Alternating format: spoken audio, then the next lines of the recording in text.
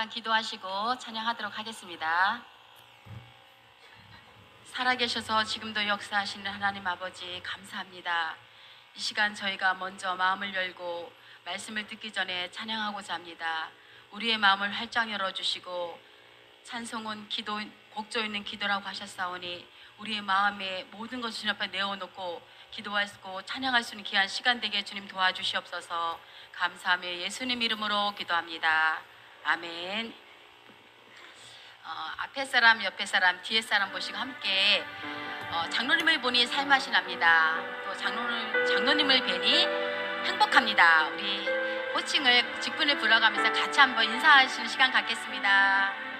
장로님을 뵈니 살맛이 납니다. 행복합니다. 살맛이 펑펑 납니다. 사모님 감사합니다. 네, 정말 살맛이 장로님을 나는군요. 뵈니 살맛이 아주 불끈불끈 솟습니다. 네, 이렇게 교회 안에서 우리가 함께 얼굴 뵐 때마다 정말 살맛이 나고 행복한 교회가 저희 교회라고 생각합니다. 예수님은 지금 이곳에 우리와 함께 계십니다. 그래서 지금 찬양할 때 예수님의 이름을 함께하면 안 될 일이 없고 어렵고 힘든 일도 다 이루어지신다고 저는 확신합니다. 예수님의 이름으로 찬양할 때 기쁘고 감사한 마음으로 예수의 이름으로 찬양하시겠습니다.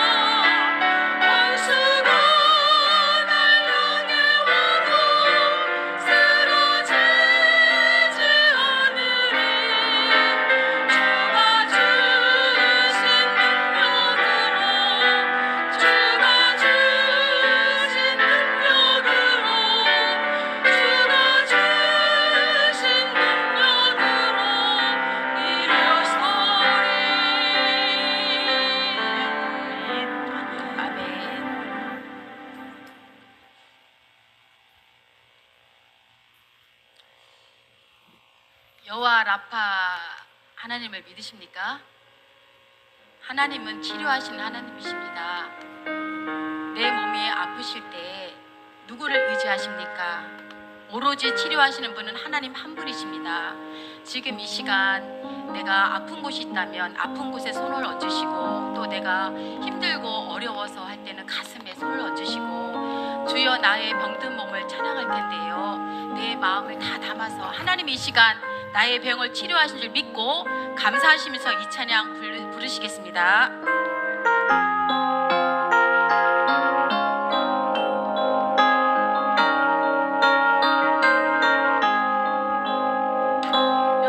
나의 병든 몸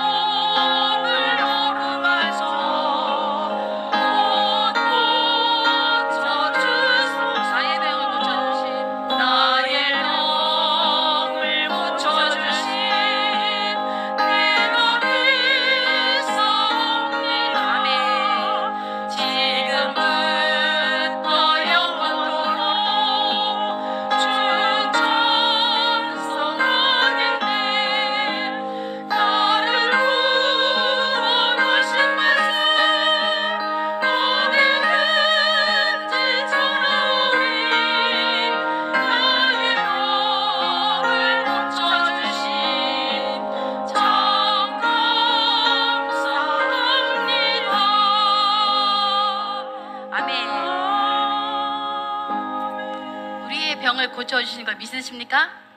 네, 감사합니다. 이런 믿음이라면 나의 모든 질병뿐만 아니라 나의 모든 해결되지 않는 이런 영적인 문제라든지 모든 것이 다 해결될 줄 믿습니다. 아멘. 이제 분위기를 바꿔볼게요. 돈 안 들이고 건강하게 사는 방법이 있을까요? 무엇일까요? 돈 안 들이고 건강하게 장수하는 방법 알려드릴까요? 우리 손에는 제가 이제 수지침 제가 지금 공부를 하고 있는데 손에는 365개의 혈자리가 있다고 합니다. 그리고 14기맥이 있어서 이 손바닥을 잘 활용하면 건강을 즐길 수 있는 비밀이 되는데요. 우리 뼈는 206개예요. 온 전체 몸이 206개인데 손가락에 있는 뼈가 54개나 있습니다. 그래서 박수 치실 때 우리 그냥 보통 저도 이제 앞에서 찬양하다 보니까 박수 치는 모습이 천차만별이에요. 힘차게 찬양을 할 때는 정말 내가 모든 걸 하나님을 찬양할 때는 어린아이와 같이 힘차게 박수를 치셔야 되는데 이렇게 하는 분들 얼굴에 웃음이 하나도 없고 내가 이곳에 하나님을 찬양하는데 저도 그럴 때 가끔 있어요. 근데 찬양할 때는 정말 내 마음을 다하여 찬양할 것인데 지금은 이 찬양을 부를 때 승리는 내 것일세 찬양할 건데요. 좀 빠르게 찬양할 겁니다. 그 찬양할 때 내가 건강하게 오래 살기 위해서라도 박수를 힘차게 치다 보면 내 혈이 돌아서 건강을 지킬 수 있다고 합니다. 우리 승리는 내 것일세 찬양할 때 힘찬 박수와 함께 찬양하시겠습니다.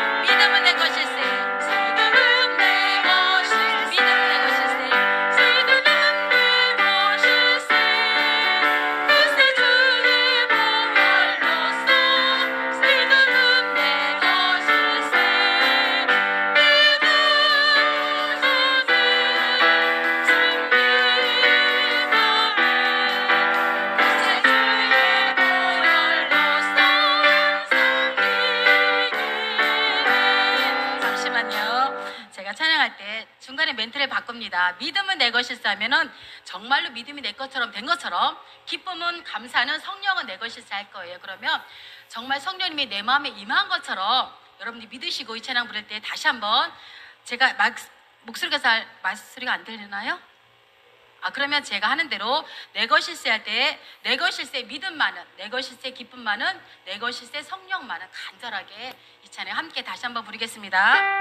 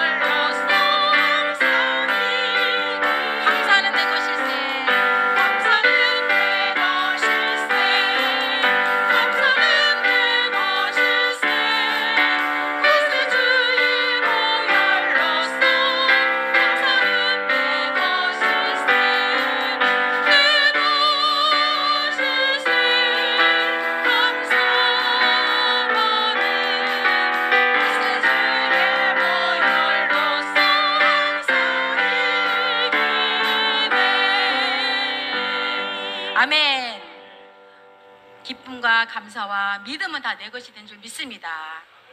지금 이 시간 다 함께 합심으로 기도한 시간을 가질 건데요.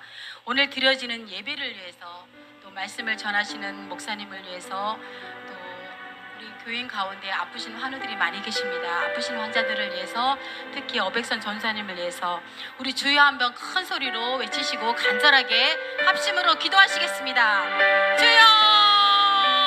할렐루야. 살아계신 아버지 하나님, 귀하신 주여, 함께하여 주시고 말씀을 듣게 하시고 아버지 시간에 함께하여 주시고 감사합니다. 하나님께서 저희들의 마음을 가져봐주시고 아버지 사랑하면서 말씀해주시고 말씀을 듣게 한 시간이 되게 하여 주시옵소서.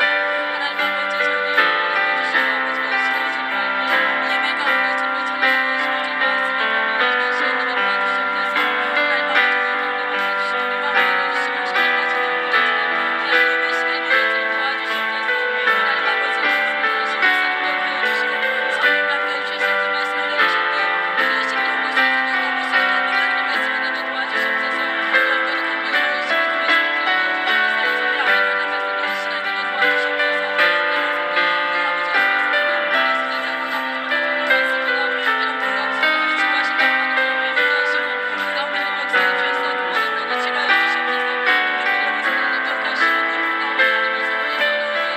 모습을 견고하게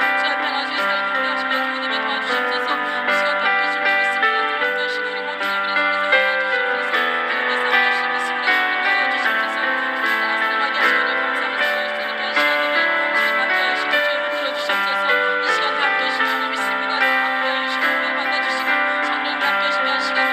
내게 도와주시옵소서. 영적으로 감격을 열심히 그 말씀을 드리며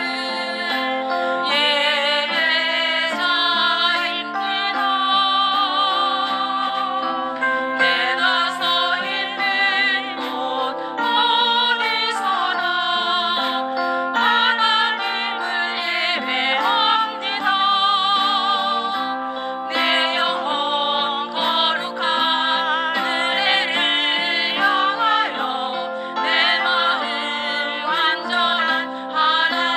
사랑 성령 아버지 말씀을 시간 되게 도와주시옵소서.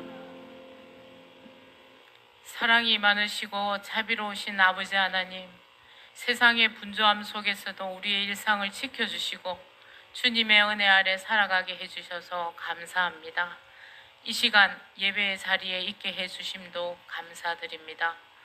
믿음으로 산다고 하였지만 여전히 하나님을 신뢰하기보다는 나의 경험과 판단을 앞세우고 영적인 것보다는 육적인 것에 치우쳐 살아왔음을 고백하고 회개합니다. 주님 용서하여 주옵소서. 모든 것 주님의 십자가 아래 놓고 범사에 하나님을 신뢰하며 살아가게 하옵소서. 사랑의 주님, 우리를 향한 주님의 사랑을 기억하며 겸손함과 성실함으로 부르심의 자리, 사명의 자리를 잘 지켜나가서 하나님께 영광 돌리는 삶을 살아가게 하옵소서.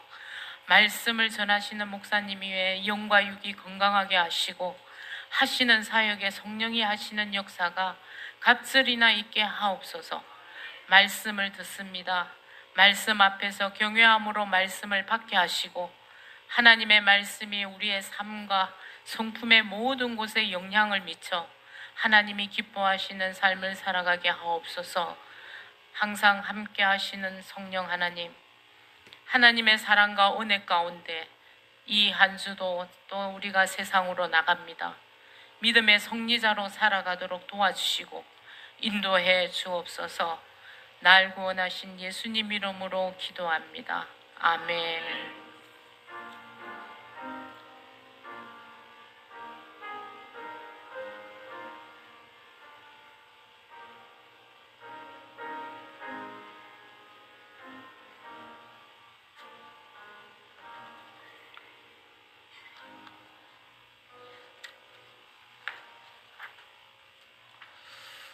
할렐루야. 같이 합시다. 여기가 좋사오니 나를 여기 머물게 하소서. 그래요. 여기가 너무 좋아요. 그죠? 이보다 더 시원한 곳이 어디 있겠어요. 그죠? 예배 드리면서 시원하고, 말씀 들어서 시원하고, 은혜 받아서 시원하고. 할렐루야. 이곳에 하나님의 처소 가운데에서 우리가 예배하고 찬송할 수 있는 저와 여러분 되기를 간절히 바랍니다. 세상이 점점 빠르게 변하고 있어요. 이러한 시대에 개인이든 공동체든 국가든 여러 가지 그러한 도전과 변화를 요구받게 되어 있습니다. 그러할 때에 이러한 시대에 우리 교회 공동체와 그리고 그리스도인들은 또 어떻게 대처해야 할 것인가 늘 고민을 하고 생각하고 그리고 말씀을 통해서 거기에 대한 답을 우리가 찾을 수 있어야 된다는 거죠. 오늘부터는 바로 이 교회에 대한 교회론에 대해서 우리가 확립을 하고 교회의 역할을 우리가 알아봄으로써 정말 이 시대가 우리에게 빠르게 도전하게 하고 변하게 하는 이 상황 가운데에서 교회 공동체로서 또 그리스도인으로서 어떻게 대처해야 하는지에 대해서 우리가 한번 생각해 볼까 합니다. 그래서 교회의 본질, 바로 교회로 하여금 교회답게 하는, 그래서 교회 본질을 회복해서 진정으로 우리가 세상이 요구하는 그 모습이 그저 그들의 요구하는 대로만 따라가는 것이 아니라 우리가 주도권을 가지고 또 주도자로서 교회로서 말씀을 가지고 세상을 변화시킬 수 있는 그러한 진정한 교회의 모습을 우리가 보여줄 수 있어야 된다는 거죠. 그러기 위해서는 교회의 본질이 무엇인지를 우리가 먼저 알아야 됩니다. 오늘 말씀 에베소서 4장 3절 이하의 말씀을 다시 한번 함께 읽도록 하겠습니다. 신약 성경 에베소서 4장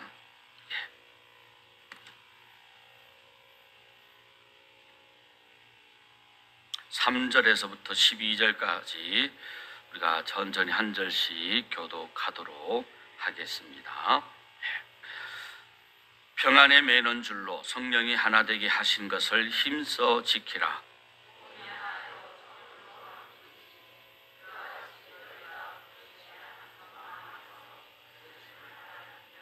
주도 한 분이시요 믿음도 하나요 세례도 하나요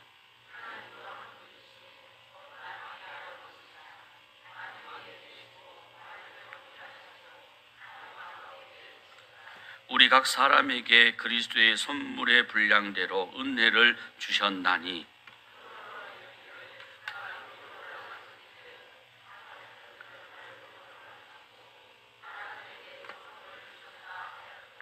올라가셨다 하였은즉 땅 아래 낮은 곳으로 내리셨던 것이 아니면 무엇이냐?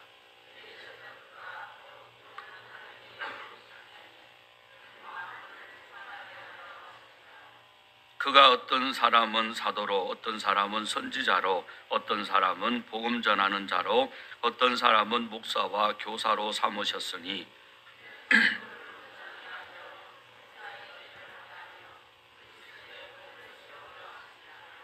아멘.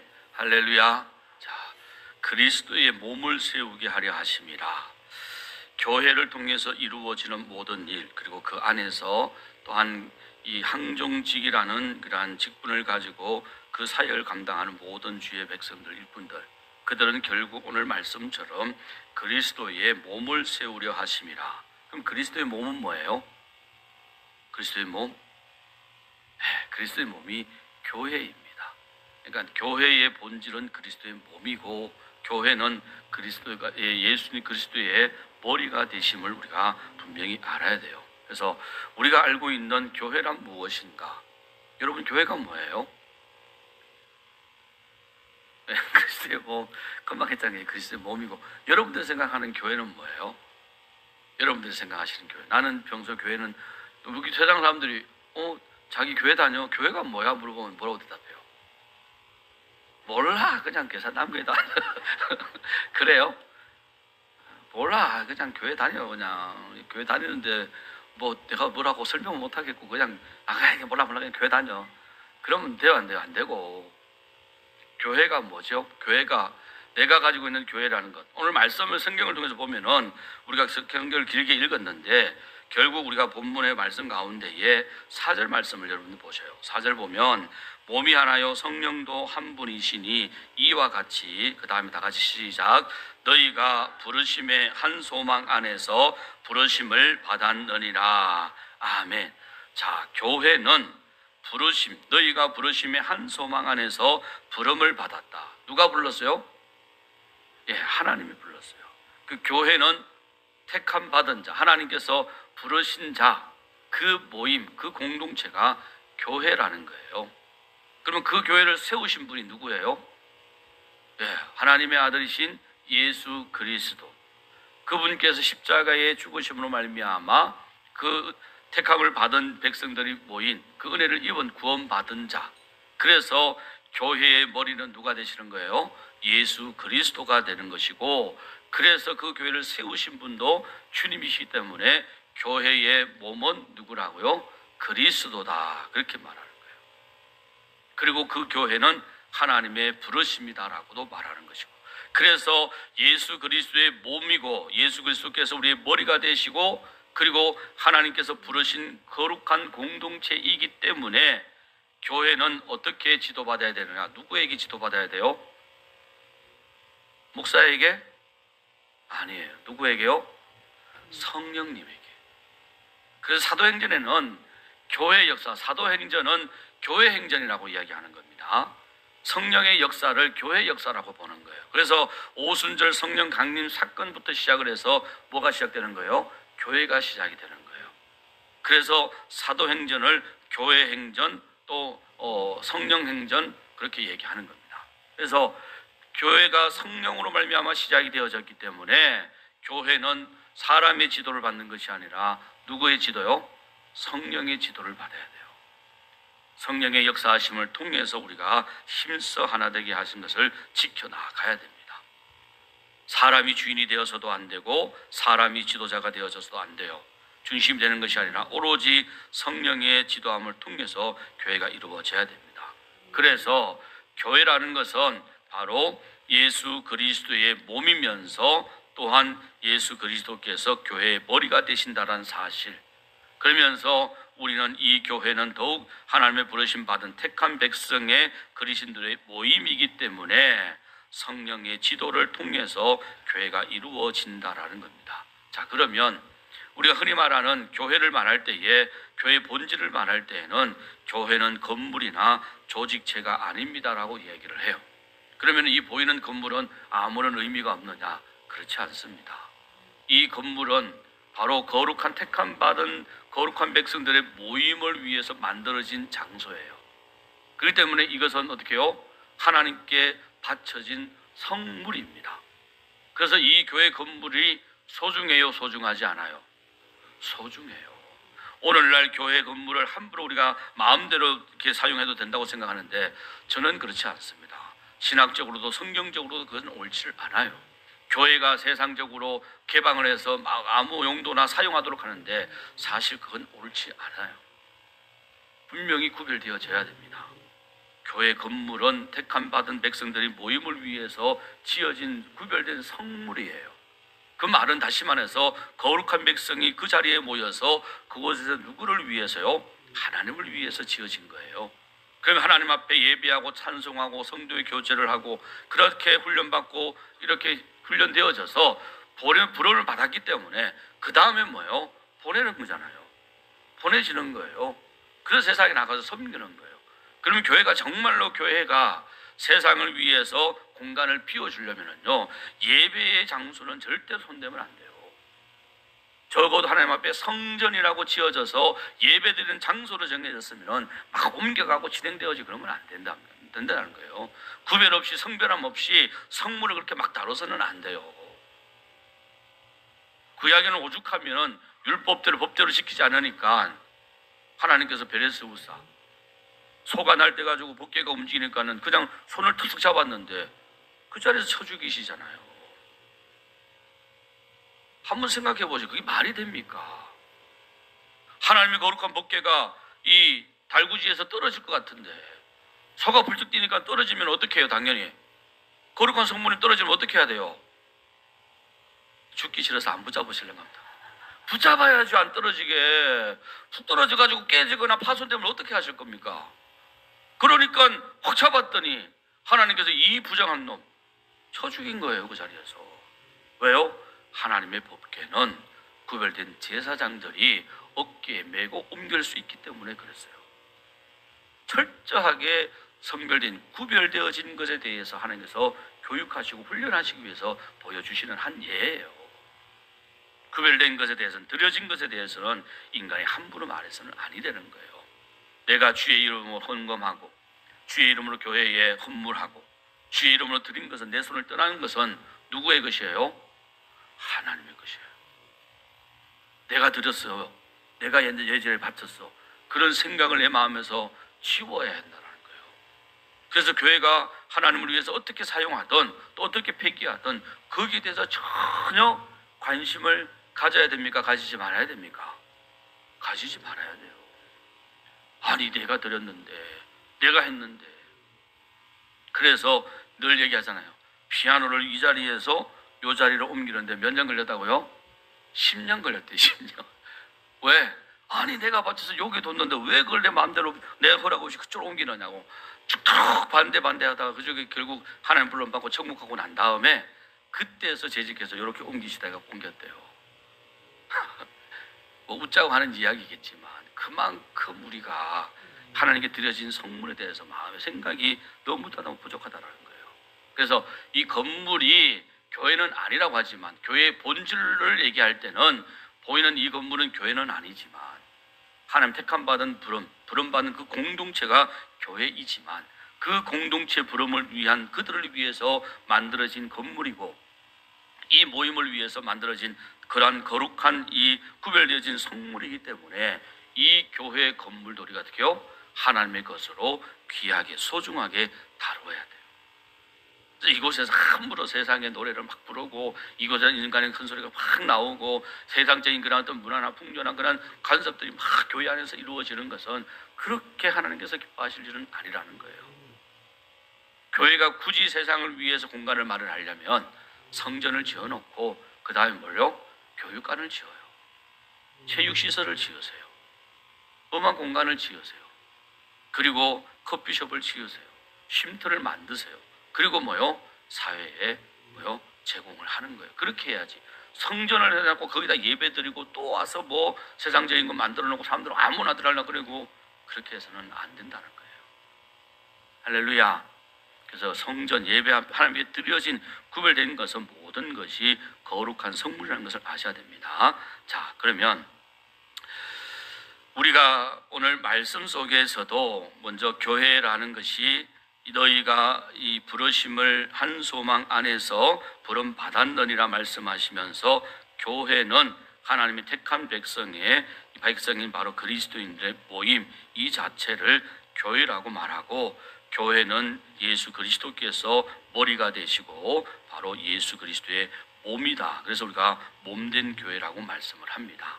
자, 그런데 현재 우리 신앙 풍조 중에서 가장 큰 문제점이 뭐냐 하면 바로 교회의 중요성이 점점 약해져 가고 있다라는 거예요. 교회는 하나님의 부르심을 받은 사람들의 모임입니다. 그리고 하나님께서 자기 피로 값주고 사시고 세우신 곳이, 그 기간이 바로 교회예요. 하나님이 부르셨고 하나님의 친히 피값으로 사신 기간, 세우신 기간, 이 사실 하나만으로도 교회는 뭐예요? 너무나도 중요하고 소중하고 귀한 그러한 기간이라는 것을 우리가 알아야 됩니다. 이 자체만으로, 교회의 그 존재만으로 뭐예요? 아무것도 하지 않아도요, 뭐 우리가 크게 굳이 뭔 일을 하지 않아도 그 존재 자체만으로 뭐예요? 그 본질로 볼 때는 너무나도 아름답고 존귀하고 귀하다라는 걸 알아야 돼요. 그러한 존귀하고 귀한 존재가 그 지역과 그 사회와 그 나라에 세워진 자체만으로도 뭐예요? 그 나라와 그 민족 그 사회는 축복이라는 겁니다. 할렐루야. 우리가 나가서 뭐 선교 활동을 하고 구제 활동을 하고 돕지 않아도요, 그런 어떤 액션들을 취하지 않아도 이미 우리는 하나님 앞에 거룩한 구별된 부르심을 받았고 빚값을 세우신 그러한 공동체이기 때문에 그 안에 누가 함께 하셔요? 하나님이 함께 하십니다. 그리고 그 안에 뭘 주셔요? 하나님이 복을 주시는 거예요. 그래서 요셉이 가는 곳마다 여호와로 말미암아 복을 받으리라. 할렐루야. 그가 복을 받으니 누구예요? 요셉과 함께하는 모든 사람들이 복을 받습니다. 할렐루야. 교회라는 존재가 그런 거예요. 교회의 본질이 바로 그런 것이라는 것을 우리가 알아야 됩니다. 근데 이러한 교회의 본질, 자꾸 뭔가 하려고 액션을 취하고 뭔가 시도하려고 하다 보니까 뭐가 생겨요? 문제가 생겨요. 돈 문제가 생기고 권력 문제가 생기고 관계 문제가 생기면서 오히려 좋은 영향력보다 좋지 못한 영향력이 훨씬 더 많이 드러나는 거예요. 그렇다고 그러면은 말씀하신 대로 오늘 말씀 주셨으니까 교회는 아무것도 안 하고 가만히 있어도 그냥 존귀하고 아름답고 축복의 통로니까 가만히 있으면 되냐? 또 그럴 수는 없잖아요. 주님께서 말씀하신 것처럼 뭐요? 너희는 세상에 나가서 땅끝까지 이르러 내 증인되라 말씀하셨기 때문에 부름을 통해서 먼저 부름의 사명을 감당하고 부름을 통해서 우리가 훈련받은 다음에 그 다음에 보냄을 받는 교회로서의 역할도 감당해야 된다는 거죠. 오늘은 부름받은 교회에 대해서 말씀을 드리는 겁니다. 교회의 본질, 하나님의 부르심, 그 부르심은 뭘 위해서 불렀느냐라는 거예요. 출애굽기에 하나님께서 뭐라고 말씀하셨습니까? 이 백성은 나로 뭐요? 예배, 찬송하게 하게 하시기 위해서. 하나님께서 우리를 부르신 부름의 첫 번째 목적이 뭐예요? 예배에 있습니다. 하나님을 예배하고 하나님을 알고 하나님을 찾는 것에 있다라는 것을 우리가 알아야 돼요. 그래서 교회는 항상 하나님 예배가 우선되어져야 한다라는 것. 그 예배를 통해서 하나님과 교제가 이루어지고 예배를 통해서 성도와 성도 간에 서로 교제가 이루어져야 한다라는 것을 우리가 명심을 해야 한다라는 거예요. 자, 그러면 오늘 교회의 본질 여러분 나누어 드렸는데 유인물을요. 한번 보세요. 교회의 본질을 바르게 이해하기 위해서는 먼저 구약의 맥락에서 하나님께서 우리에게 보여주신 교회의 예표적인 모형을 생각하는 것이 중요하다. 그 다음에 신약 성경에 근거해서 교회 본질을 살펴보고 이러한 교회관이 종교 개혁자들에게서 어떻게 발전했는지 정리하는, 그래서 교회 정체성과 뿌리를 우리가 바로 알 수 있게 될 것이다라고 말합니다. 교회의 예표적인 모형, 그것을 우리가 보게 될 것인데요. 여러분 나눠드린 그 유인물 한번 첫 번째 같이 읽습니다. 시작. 노아의 방주에서 보게 된다. 유인물 다 받으셨죠? 자, 같이 읽습니다. 시작. 하나님께서요. 시작. 하나님께서 방주를 짓게 하신 목적이 물로 심판할 것을 대비해서 홍수로부터 구원받게 한 것을 볼 때 예수 그리스도의 십자가의 은혜에 기초해서 세워진 교회의 설립 목적과 매우 유사하다. 아멘. 자, 보세요. 교회의 예표를 구약의 말씀들을 통해서 맥락에서 우리가 찾아볼 수 있는데 그 첫 번째가 노아 방주예요. 노아 방주, 하나님께서 노아 방주를 짓게 하신 목적이 뭐라고요? 심판과 구원입니다. 네. 세상에 죄로 가득했기 때문에 하나님은 죄를 더 이상 볼 수는 없어요. 그래서 그 죄에 대한 심판이 있어야 돼요. 그러나 하나님의 심판이 임하면 그 심판으로 진노의 심판을 받으면 살아남을 자가 있을까요? 없을까요? 없습니다. 이 말은 인간 스스로가 구원의 길을 찾을 수가 없는 거예요. 그래서 홍수라는 이 대심판을 통해서 하나님께서 세상을 다 멸절시키실 것인데, 그러나 하나님은 또 뭐예요? 언약의 하나님이고 약속의 하나님이시기 때문에 구원의 약속은 이루어 가셔야 하기 때문에 인간 스스로 할 수 없어서 뭘 짓게 해요? 노아에게 방주를 짓게 하는 겁니다. 그리고 방주 안으로 들어오는 모든 이들은 살 수 있게 하는 구원의 은혜를 베풀어 주시는 거예요. 바로 이것이 신약에 와서 예수 그리스도 십자가의 은혜를 기초하는 그런 예표가 되는 겁니다. 예수님은 죄로 말미암아 심판받을 수밖에 없는 인류의 죄에 대한 심판, 하나님의 그 심판이 십자가에서 나타났고, 그래서 예수님께서 십자가에서 죽으심으로 대속, 속량이 되신 거예요. 그래서 완전한 하나님의 심판이 예수님께서 십자가에 죽으심으로 다 이루어졌습니다. 그리고 그 사실을 믿고 인정하는 자들이 바로 그 십자가 구원에 동참하게 되는 것이고, 그래서 우리가 하나님의 구원의 은혜를 누릴 수가 있는 거예요. 그러니까 교회는 바로 이런 것이라는 거예요. 교회는 그 지역에 있는 것은, 교회가 뭘 의미하는 것, 세상을 향해서 죄에 대한 심판을 보여주는 것이고요. 그러나 그 교회 안에 들어오면 모든 이들이 또 뭐요? 구원을 받을 수 있는 구원의 방주의 역할을 하는 것이 교회라는 거예요. 그래서 구약의 맥락에서 볼 때에 노아의 방주가 바로 교회를 예표하는 모습이라고 볼 수가 있습니다. 그리고 또 구약에서 두 번째 도피성이에요. 도피성에 대해서 여러분 나눠드린 유임을 함께 했습니다. 시작.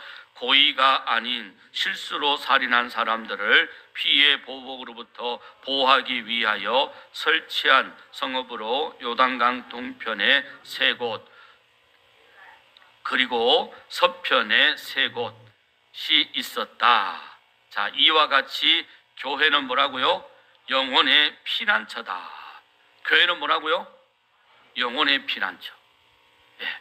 어떤 영혼들요? 세상 가운데 실수로 잘못하고 죄 지은 자들, 그래서 피해 보복을 받을 수 있을 만한 사람들은 어떻게 해요? 도피성으로 도피하게 하는 거예요. 하나님께서 요단 동편과 요단 서편에 각각 3곳을 만드셨습니다. 이 도피성을 지었는데, 여러분 유인물에 나와 있는 것처럼 요단 동편의 3곳은 베셀과 길르앗 라몬과 바산 골란에 있고요. 그 다음에 요단 서편에는 바로 이 헤브론과 세겜과 게데스에 이 도피성을 설치했습니다. 말 그대로 이 도피성은 고의가 아닌 실수로 살인한 자. 근데 여러분, 말이 실수지, 실수로 내 부모나 내 형제나 내 동생이나 내 자매를 죽인 자에 대해서 여러분 어떻게 할 거예요? 진짜 그런 일이 있으면 어떻게 하실 겁니까?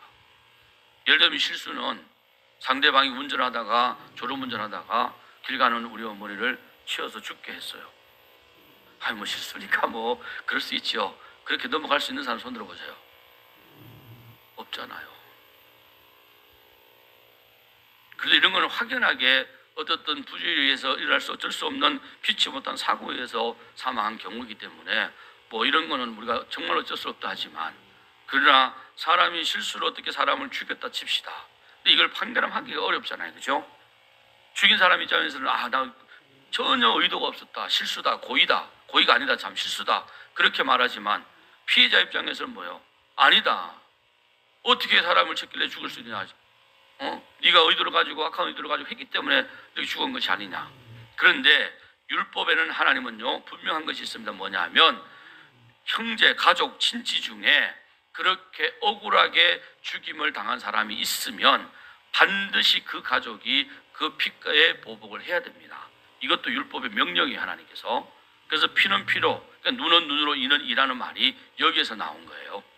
그래서 내 부모나 내 형제나 내 자녀나 내 그러한 친척이 남에게 억울하게 죽임을 당했습니다. 그러면은 율법의 하나님은 어떻게 해요? 그 보복을 반드시 가서 친척이 해야 되는 거예요. 그것도 안 하면은 하나님 앞에 뭐요? 죄하게 되는 거예요. 이것이 만들어진 겁니다. 이건 왜냐하면은 생명을 보복하는 의미에서 한 것이 아니라 그만큼 생명이 귀하다는 것을 보여주는 겁니다. 존엄성에 대해서. 그런데 문제는 실수로 이렇게 고의가 아닌 실수로 살인을 했을 때에 보복하게 되잖아요. 그죠? 실수를 했던 어쨌든 죽었으니까 율법이 있으니까 어떻게 해요? 반드시 그를 죽여야 됩니다.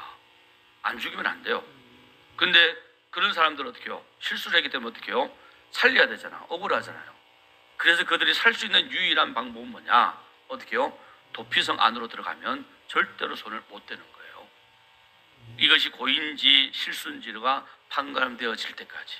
또 실수로 살인을 했다 할지라도 유족의 입장에서는 뭐요? 나는 억울해서 도저히 못 참겠다, 나는 반드시 죽여야 되겠다, 그러면 죽이는 거예요. 그거 죽였다고 해서 그 사람에게 벌이 되는 것이 아닙니다. 그걸 방지하기 위해서 뭐요? 도피성을 짓게 하고 그 도피성 안으로 들어가게 하는 거예요. 그래서 혐의 없음이 판가름되어지면 나올 수가 있는데, 나오면 어떻게 해요? 살 수 있을까요? 죽을까요? 죽을 확률이 높아요. 아까 말씀드렸잖아요. 그죠? 자기는 실수라고 하지만 피의자 입장에서는 실수가 아닐 수 있으니까 분하니까 말씀도 있으니까 죽이라 했으니까 난 너 죽이겠다. 그럼 죽이면 끝나는 거잖아요. 그걸 두려워서 어떻게요? 나가지 않고 도피성에서 제사장을 섬기면서 평생을 곳에 지내는 거예요. 어쨌든 그렇게 함으로 생명을 보호받을 수 있는 겁니다. 그래서 교회가 바로 그런 곳이라는 거예요. 교회는 누구나 다 올 수 있는 거예요. 어떠한 죄를 지어도 올 수 있는 곳이 교회입니다. 할렐루야.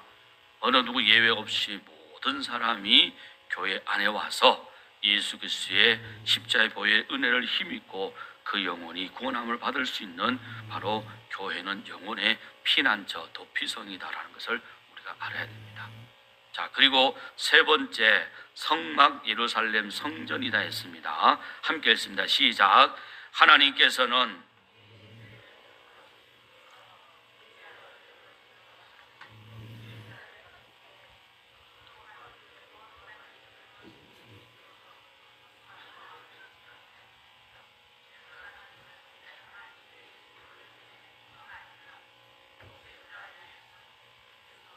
친히 제물이 되신 십자가의 사랑을 예표하는 것이며 더 나아가 믿는 우리들과 함께 하시는 하나님의 임재를 분명하게 계시하시는 교회의 모습을 보게 된다. 아멘. 자, 성막 그리고 솔로몬이 지었던 예루살렘 성전. 자, 성막은 하나님께서 모세를 통해서 짓게 하셨고 성전은 이 솔로몬이 하나님 앞에 지어드린 그러한 성전입니다. 자, 조금만 의미는 다르지만 솔로몬도 그렇고 다윗이 먼저 성전을 지으려고 했고 그러나 하나님께서는 너희가 지은 그 성전에 내가 머물겠느냐 그렇게 말씀하셨어요. 그런데 성막을 지으실 때 먼저 모세를 통해서 성막을 지으실 때는 하나님께서 모세에게 말씀하신 바가 있습니다. 내가 명령한 대로 너가 성막을 지으면 그 성막 안에 성소, 지성소 거룩한 처소가 있습니다. 그곳에 내가 임재하겠다. 그리고 그곳에서 누구를 만나겠다고요? 너와 너의 백성을 내가 만나는 장소로 지정한다. 그렇게 말씀하셨습니다. 그런 성막이든 성전이든 오늘 말하면 교회든 뭐예요? 하나님의 임재가 임하는 그러한 거룩한 처소입니다. 할렐루야.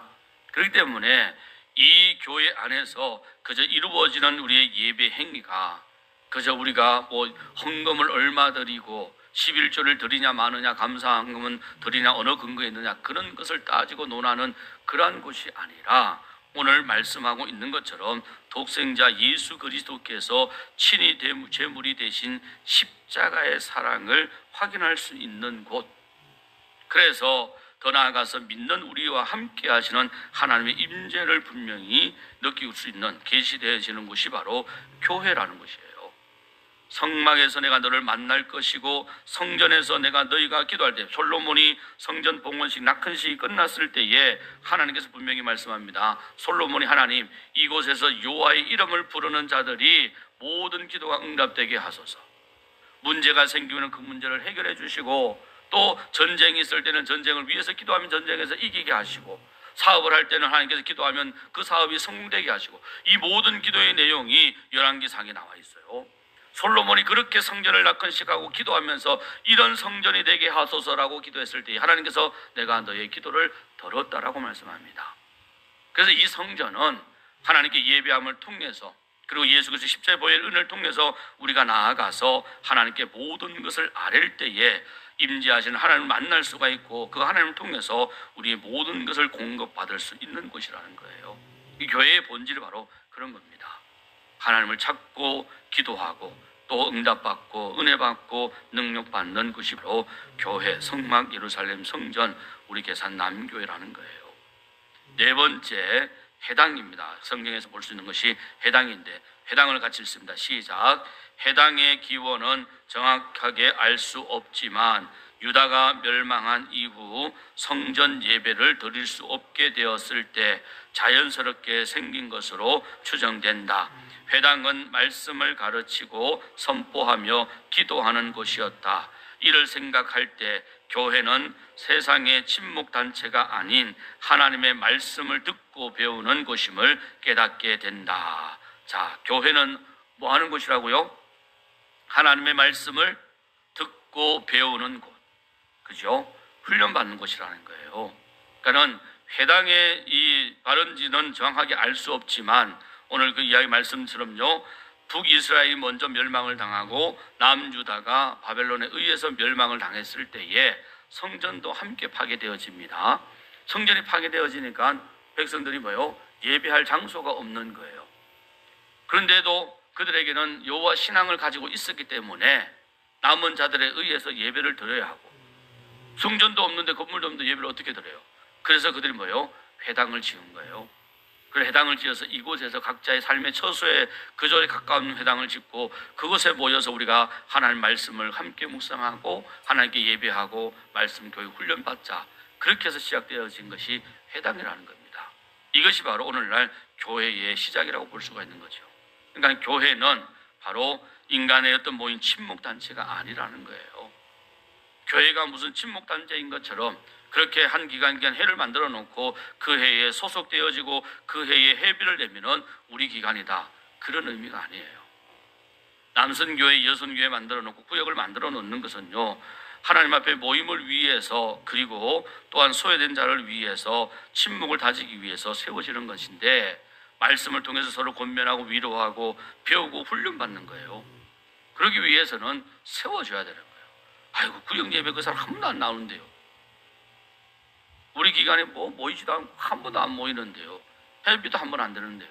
우리 회원이 아닙니다. 그러면 돼요, 안 돼요? 안 되는 거 아시죠? 근데 왜 그래요? 왜 그래요? 맨날 모이는 사람들끼리만 모여. 그 모임은 그렇게 모임에 교제하면서 우리 기간에 어느 누구도 있는데, 아이고 목사님 우리 이름만 많고 모이는 사람은 7명밖에 안 돼요. 제발 좀 그런 말씀 좀 하지 말아요. 명단은 한 20, 30명 되는데 아이고 뭐 이름만 있으면 뭐합니까? 모이는 사람은 7명, 6명이 다 안 돼요. 그런 말씀 하시면 안 돼요. 모두가 다 함께 회원이고요, 말씀을 통해서 훈련과 권면과 교제를 통해서 그렇게 이끌어오고 세워주는 역할을 해야 됩니다. 모든 회원들도 마찬가지예요. 그 기간의 모임이라는 것이 작은 교회잖아요. 그런데 그 모임을 소중하게 여겨야 됩니다. 나도 적극적으로 참여하고 그 속에서 말씀을 통해서 함께 듣고 배우고 교제하고 훈련받는 그러한 기간이라는 것을 알아야 돼요. 큰 의미에서 계산남교회 공동체가 그렇고 교회가 그렇고 구역이 그렇고 또 기관이 그런 거예요. 그래서 우리 계산남교회 믿음의 성도라면 우리는 모든 기관 소속 예배와 또 구역에 소속되어져야 되고 적극적으로 참여해야 되고, 그렇지 못해서 빛이 못해서 여러 가지 형편과 상황 속에서 참여하지 못하거나 어려운 가운데 또 마음의 상처와 아픔이 있어서 함께 들어오지 못하는 사람이 있다라면은 그들이 소외되지 않도록 말씀을 통해서 잘 권고하고 권면해서 세워주는 그런 역할을 또 할 수 있어야 된다는 거죠. 이게 바로 교회가 해야 할 일입니다. 그리고 마지막 5번째입니다. 광야 생활인데요. 함께 읽습니다. 시작. 이스라엘 백성들이 출애굽 후 광야에서 공동체를 이루며 생활한 것을 스데반은 광야교회로 불렀다. 여기에서 우리는 경건을 훈련하고 우리 잘못된 옛사람을 벗어버리는 성화의 과정이 곧 교회라는 것을 알 수 있다. 아멘. 자, 교회는 무엇을 훈련하는 곳이라고요? 교회는 경건을 훈련하는 것. 그리고 또 교회는 뭐요? 옛사람, 다시 말해서 내 모난 성품, 인격들을 뭐요? 벗어버리는, 깎는 연습을 하는 것이 어디라고요? 교회라는 거예요. 그래서 교회 모이면 뭐요? 먼저 예배 드리고 말씀 보고 신앙생활하고 기도하고 이런 모습을 통해서 내가 세상 때에 너무 묻어가지고 그냥 기도 제대로 못하고 신앙생활 하지 못하는 어떤 그러한 불경건한 모습들을 뭐요? 경건의 훈련으로 바뀌어져 가는 거예요. 혼자 신앙생활 하는 것, 독불량 혼자 하는 건 그건 잘못된 겁니다. 교회 안에서 함께 모여서 공동체 신앙을 통해서 경건을 훈련받고, 그리고 뭐예요? 옛사람을 벗어버리고 자기 생각, 자기 주장, 자기 의견을 좀 내려놓고 상대방의 의견을 들으면서 공동체의 유익을 위해서 그렇게 나를 벗어버리고 내려놓는, 정말 성장해가는, 성숙해가는 성화의 과정, 훈련이 되어져 가는 것이 바로 교회입니다. 그래서 서대반 집사는 교회를 광야교회, 출애굽한 그 모습을 광야교회라는 거예요. 40년 동안 하나님께서 그들을 계속 광야에서 뱅뱅 잡아 돌리는 것은 애굽에 430년 동안 있으면서 묻어왔던 그러한 그 우상 섬겼던 그러한 잘못된 신앙관들, 그 속에서 애굽의 모든 그러한 발전되어진 문화 속에서 그 문화에 젖어서 생활해왔던 그러한 세상 관습 문화 풍조들, 이러한 것들을 어떻게요? 광야 생활하면서 다 벗기기 위해서 하나님께서 광야 40년을 돌린 거예요. 교회가 바로 그런 곳이라는 겁니다. 일주일 동안 세상에 살면서 생활하면서 세상에 젖었던 것들, 교회에 와서 예배를 통해서 말씀을 통해서 다 벗어버리고, 성도들과 교제 속에서 나를 내려놓고 내 생각을 내려놓고 훈련하면서 내가 점점 그렇게 하나님의 나라에 가까워지는 하늘 백성의 모습으로 발전되어져 가는 그러한 모습을 하게 하는 것이 바로 교회, 바로 오늘 말씀에는 그냥 성경의 맥락에 볼 때에 광야 교회가 바로 오늘날 교회의 모습이라고 보는 겁니다. 성도 여러분, 교회는 바로 오늘 말씀하시는 것처럼 예수 그리스도의 십자가의 은혜를 기초로 하고 세워진 그러한 교회고요. 그래서 죄를 심판하고 구원하는 데 목적이 있고요. 그리고 모든 영혼들이 이 피난처를 삼을 수 있는 바로 도피성과 같은 것이 바로 교회입니다. 그러면서 이 교회는 거룩한 성막, 성전인 것처럼 하나님의 임재가 임하는 곳이기 때문에 이곳에서 하나님을 만나고 하나님 앞에 우리의 모든 형편과 상황을 아랠 때에 하나님께 들어 응답해 주시는 그러한 하나님의 임재의 장소이고요. 그리고 이곳은 바로 믿음의 말씀을 통해서 우리가 훈련하고 배우는 그러한 훈련의 장소라는 것. 그러면서 서로 간에 자기의 그러한 인간적인 그러한 모습들을 벗어버리고 경건을 훈련해서 정말 하나님의 나라에 갈 때, 또 하나님의 설 때에는 정말 부끄러울 것이 없는 그런 온전한 교회의 모습으로, 성도의 모습으로 설 수 있기를 간절히 바랍니다. 기도하겠습니다. 사랑과 긍휼과 자비가 무한하신 아버지 하나님, 주의 은혜로 우리를 부르시고 인도해 주심을 감사합니다. 교회는 하나님께서 부르신 곳이요, 또한 친히 핏값으로 세우신 기관입니다. 그러하기에 그 존재만으로도 너무나도 축복이며 귀하며 복되며 존귀한 곳이며 아름다운 곳입니다. 하나님의 임재가 임하는 곳이요, 하나님의 능력이 임하는 것이요, 하나님의 은혜와 축복이 임하는 것이요, 또한 모든 영혼이 구원을 받을 수 있는 유일한 통로가 됨을 말씀하십니다. 이제 교회가 교회 되게 하옵소서.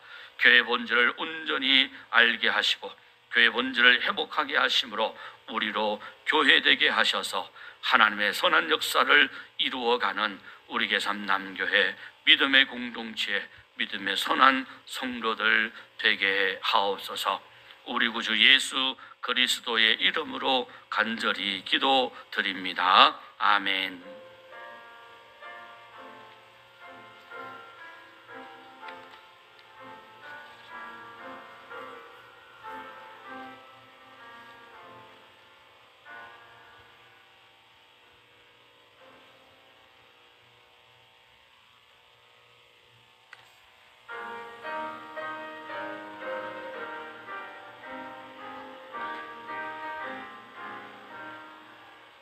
옳은 길 나르나 의의 길을 책임없니 참된 길, 이 길 따라서 살기를 온 세계에 전하세.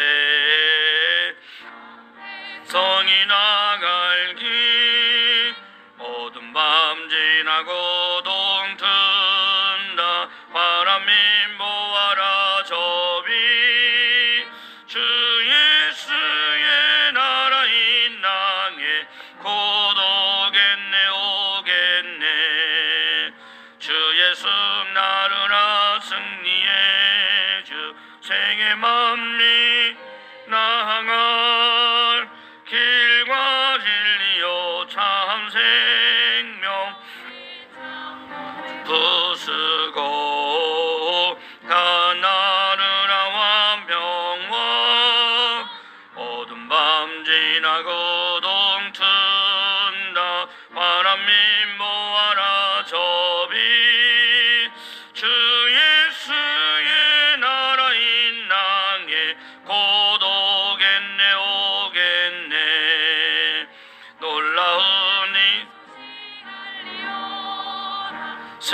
만민을 구하려 내 주 예수를 보내시 참 사랑의 하나님 만 백성이 나르니 어두운 밤 지나고 동튼다 바람이 모아라 저비 주 예수의 나라 인랑에 곧 오겠네 오겠네 고난 길에 치고 찾아온 길 많은 백성을 구한 길 모두 나와서 믿으면 온 세상이 마침내 이 진리에 살겠네 어두운 밤 지나고 동튼다 바람이 모아라 저비 주 예수의 나라 인랑에 곧 오겠네 오겠네. 아멘. 교회 소식 주보 참조하시고요. 다음 주 찬양 예배는 연합구역 예배로 드립니다. 말씀드린 대로 연합 예배를 통해서 구역 개강하고요. 그 다음 주부터 구역 예배가 속회되도록 합니다. 꼭 기억해 주시고 다음 주에도 많은 참여 부탁을 드리겠고요. 계속해서 우리 조열대야 날씨가 이어집니다. 건강 유념하시고요. 또 휴가철인데 여러분 또 휴가철에도 잘 지내시고 무엇보다 우리의 믿음이 떨어지지 아니하도록 힘써 주시기를 부탁을 드리겠습니다. 축도하겠습니다. 지금은 우리 주 예수 그리스도의 은혜와 하나님의 무한하신 사랑하심과 성령님의 감화 감동 교통비로 충만하심의 역사가 예수 그리스도께서 머리가 되시고 친히 몸이신 교회의 본질을 우리가 바르게 알고 이제는 교회가 교회되게 함으로 하나님의 선한 뜻이 우리를 통하여 이루어지기를 원하는 주의 거룩한 성도들 머리 위에 가정과 직장과 상업터 위에 자녀들 위에 영원토록 함께 하시기를 축원하옵나이다. 아멘.